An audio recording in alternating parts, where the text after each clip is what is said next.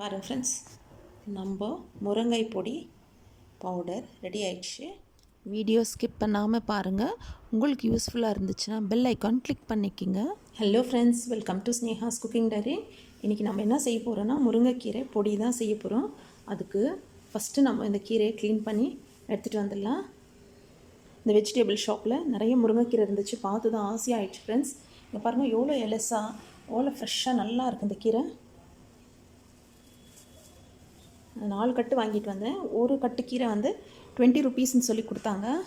1 2 3 4 நம்ம இதெல்லாம் க்ளீன் பண்ணி எடுத்துகிட்டு வந்துடலாம். அப்புறம் நெக்ஸ்ட்டு ஸ்டெப் என்னன்றதை பார்த்துக்கலாம். ஹெல்த் பெனிஃபிட்ஸ் இருக்கிறதுனால நம்ம இந்த மாதிரி முருங்கைக்கீரை நம்மளுக்கு கிடைக்கும் போது நம்ம வாங்கி க்ளீன் பண்ணிவிட்டு இதெல்லாம் நம்ம இந்த ரெசிபிஸ் முருங்கைக்கீரை பொடியெல்லாம் செஞ்சு வச்சுக்கணும்னா நம்மளுக்கு யூஸ்ஃபுல்லாக இருக்கும். ஃபுல்லாக நம்ம முருங்கைக்கீரை எல்லாம் க்ளீன் பண்ணிவிட்டேன். இங்கே பாருங்கள், இப்போது இந்த கீரையை நம்ம வாஷ் பண்ணிவிட்டு நல்லா ட்ரை பண்ணிடலாம். இதில் இந்த மாதிரி பழுத்த இலையில இருந்தால் இதெல்லாம் எடுத்துடணும். நல்லா க்ளீனாக இருக்கணும், குச்சி இருக்கக்கூடாது. நல்லா பழுத்த இலை பூச்சி இலை இருந்தால் எடுத்துடணும். ஆனால் இப்போ மழை வந்ததுனால கீரை வந்து க்ளீனாக இருக்குது. இருந்தாலும் ஒரு முறை வாஷ் பண்ணிக்கலாம். வாஷ் பண்ணிவிட்டு உங்களுக்கு வெயில் இருந்தால் நல்லா வெயிலில் காய வச்சு எடுத்துக்கோங்க. அப்படி இல்லைன்னா வீட்டுக்குள்ளே ஒரு டேபிள் மேலே காட்டன் கிளாத் போட்டு அது மேலே காய வச்சுக்கோங்க. நம்ம கீரை எல்லாம் வாஷ் பண்ணிவிட்டு நான் டைனிங் டேபிள் மேலே காய வச்சுட்டேன். வெளியே மழை தூருது. இன்றைக்கி ஃபுல்லாக டைனிங் டேபிள் மேலே இப்படி ஃபேன் போட்டு நம்ம காய வச்சுக்கலாம். நம்ம முருங்கைக்கீரைலாம் காயிட்டோன்னு நான் கொஞ்ச நேரம் வெயிலில் வச்சுருக்கேன். மேலேயே நம்ம வெயில் இருக்கிறதுனால ஒரு கிளாத் போட்டு காய வைக்கலாம். ஆனால் நல்லா காஞ்சி தான் அது என்ன அது பறந்துடுது. இப்போவே பாருங்கள், இங்கெல்லாம் எவ்வளோ பறந்துட்டு இருக்குது. இப்போ கீழே இருக்கிறதெல்லாம் நம்ம யூஸ் பண்ண முடியாது, வேஸ்ட்டு தான். அதனால தான் நான் இந்த மாதிரி கண்டெய்னரில் போட்டு காய வச்சுருக்கேன். காற்று அதிகமாக இருக்கிறதுனால பறந்துடுது, இலைங்கெல்லாம் பறந்து போகுது. நான் வெயிலில் எடுத்துன்னு போயிட்டு காய வச்சு எடுத்துகிட்டு வந்தேன்.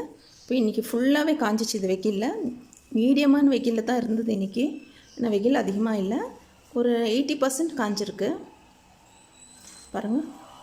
ஆனால் லைட்டாக ஈரப்பதம் இருக்குது. ஒரு 80% காஞ்சிருக்கு. இது வாங்க முருங்கைக்கீரை பொடி எப்படி செய்கிறதுன்னு வீடியோக்குள்ளே போய் ஸ்டெப் பை ஸ்டெப்பாக பார்த்துக்கலாம். இது ரொம்ப ஹெல்த்தியான ரெசிபி. பெரியவங்களும் சின்னவங்க குழந்தைங்க வரைக்கும் நம்ம சாப்பிட்லாம்.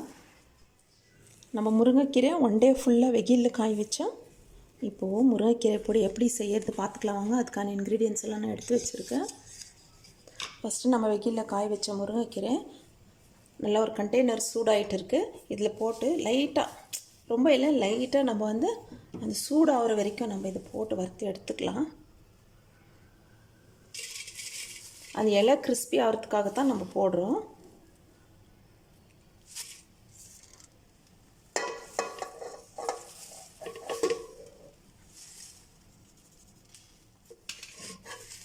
ஆனால் வெயிலில் காய வச்சுங்க ஃப்ரெண்ட்ஸ். இன்கேஸ் மழையாக இருந்தால் வீட்டுக்குள்ளே ஒரு டேபிள் மேலே ஒரு கிளாத் போட்டு ஃபேன் போட்டு ஆற வச்சுக்கோங்க.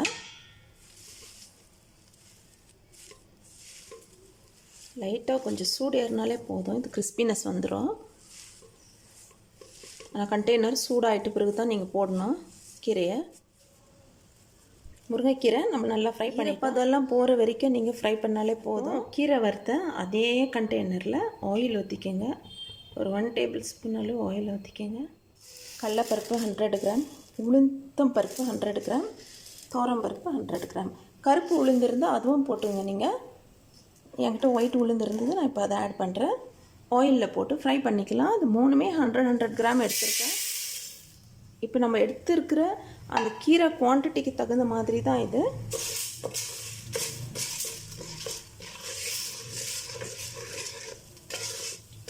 ஃப்ரை பண்ணிக்கோங்க. நல்லா ஒரு அரோமேட்டிக் ஸ்மெல் வர வரைக்கும் ஃப்ரை பண்ணிக்கோங்க. முருங்கைக்கீரையில் நிறைய பெனிஃபிட்ஸ் இருக்குது, அது உங்கள் எல்லாருக்குமே தெரியும். நல்ல அயன் இருக்குது.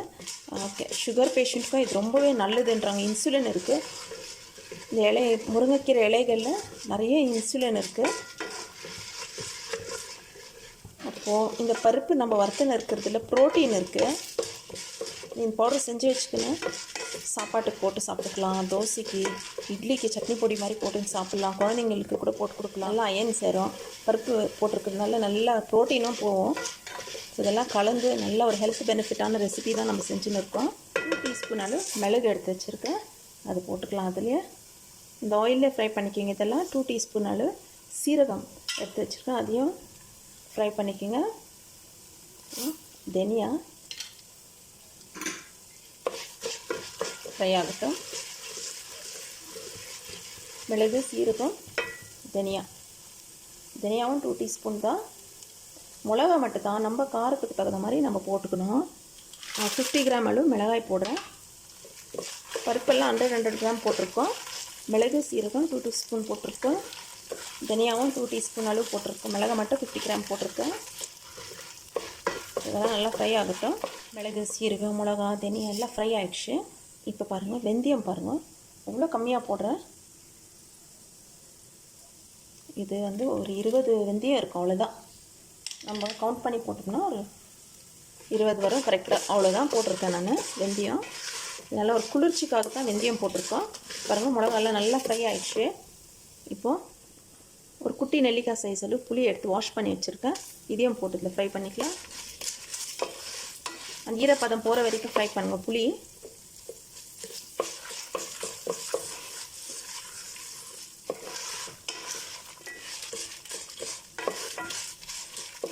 இந்த அளவுக்கு ஆயில் ஊற்றணும், ஏன்னா இதுலேயே நம்ம மறுபடியும் கீரை போட்டு இந்த ஆயிலில் ஃப்ரை பண்ண போகிறோம்.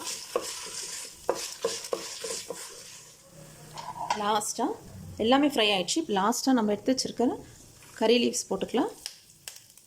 கறி லீவ்ஸ் வாஷ் பண்ணி போட்டுங்க.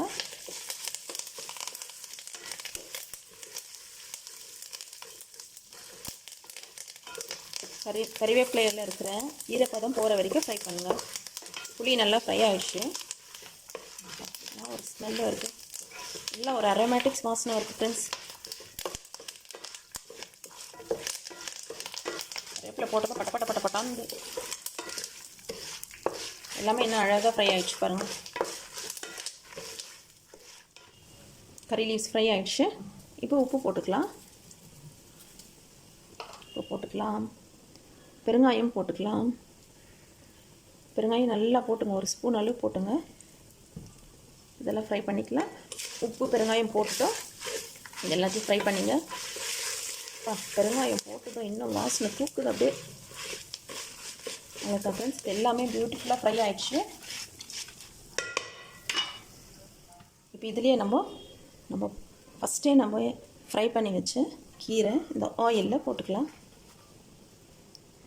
எல்லா கீரையும் ஆட் பண்ணிக்கோங்க.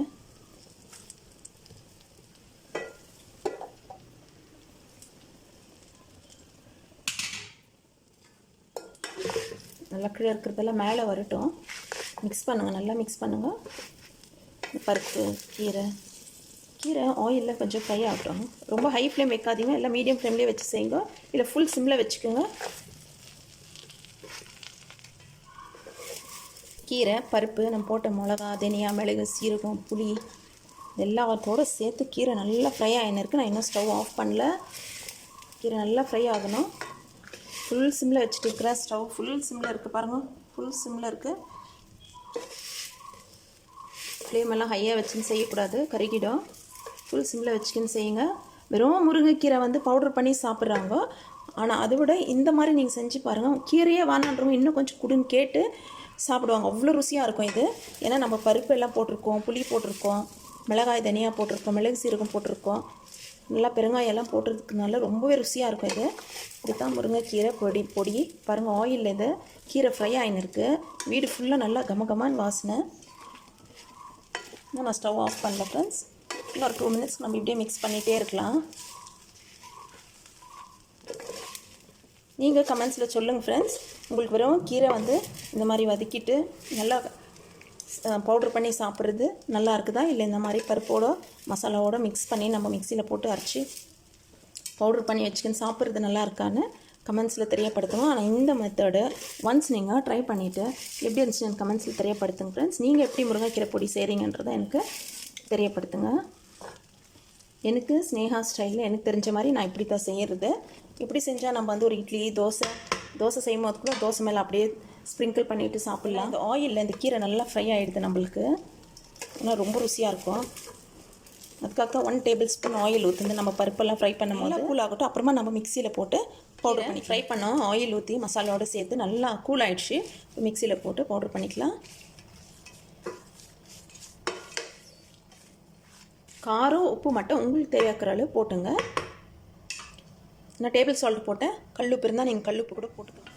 நம்ம முருங்கை பொடி எல்லாம் ஃப்ரை பண்ணி வச்சோம். இப்போ ஜாரில் போட்டு நம்ம பவுட்ரு பண்ணி வந்துடலாம்.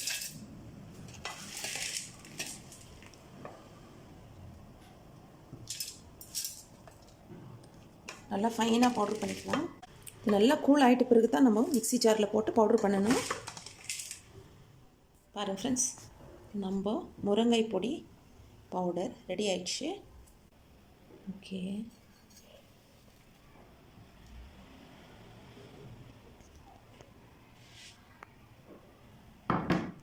அதே மாதிரி இருக்கிறது எல்லாத்தையும் நம்ம கிரைண்ட் பண்ணி வந்துடலாம்.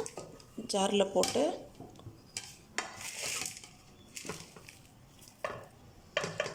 நல்ல வாசனை ஃப்ரெண்ட்ஸ், சாப்பிடணும் போல் டெம்ப்டிங்காக இருக்குது.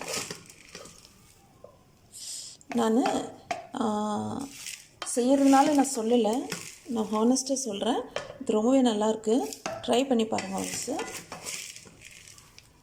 அதுவும் நம்ம ஆயிலில் இந்த முருங்கைக்கீரை நல்லா ஃப்ரை ஆகிட்டு இருக்கு. நம்ம வீட்டிலே இதை செஞ்சு சாப்பிடும் போது நல்லா ஹைஜீனிக்காக ஹெல்த்தியாக இருக்கும். பாருங்கள் ஃப்ரெண்ட்ஸ், சூப்பராக நம்மளுக்கு முருங்கை பொடி ரெடி ஆகிடுச்சு. இதை நான் கொஞ்சம் எடுத்து டேஸ்ட் பண்ணி பார்த்தேன். ஐயோ, எடுத்து நான் டேஸ்ட் பண்ணி பார்த்தேன். இது எப்படி இருக்குதுன்னா, நம்ம போட்டிருக்கிற உப்பு, காரம், புளிப்பு, அந்த உளுத்தம் பருப்பு, கடலப்பருப்பு டேஸ்ட், அது இல்லாத முருங்கைக்கீரை அந்த இலை ஆயிலில் நம்ம ஃப்ரை பண்ணது டேஸ்ட் வேறு லெவலுன்னு சொல்லலாம் ஃப்ரெண்ட்ஸ். நீங்கள் இந்த மாதிரி ப்ரோட்டீன் ரிச்சு, அயன் ரிச்சு இது எல்லாமே கலந்துருக்கு இதில். ட்ரை பண்ணிவிட்டு எப்படி இருந்துச்சுன்னு கமெண்ட்ஸில் தெரியப்படுத்துங்க. முருங்கை பொடி இந்த மாதிரி பாட்டிலில் போட்டு ஸ்டோர் பண்ணி வச்சுக்கோங்க. எப்பவுமே கிளாஸ் பாட்டிலில் ஸ்டோர் பண்ணி வச்சிங்கன்னா ரொம்ப நாளைக்கு நம்மளுக்கு இது நல்லாயிருக்கும். அந்த ஃப்ரெஷ்னஸ் கூட அப்படியே இருக்கும். முருங்கை பொடி சூப்பராக ரெடி ஆகிடுச்சு. ட்ரை பண்ணிவிட்டு எப்படி இருந்துச்சுன்னு தெரியப்படுத்துங்க.